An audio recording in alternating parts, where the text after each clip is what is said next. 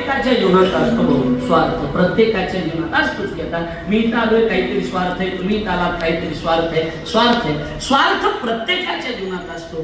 पण स्वार्थाचे दोन प्रकार आहेत, दोन प्रकार. एक न्यायी स्वार्थ आहे आणि दुसरा अन्यायी स्वार्थ आहे. ऐकलं तुम्ही?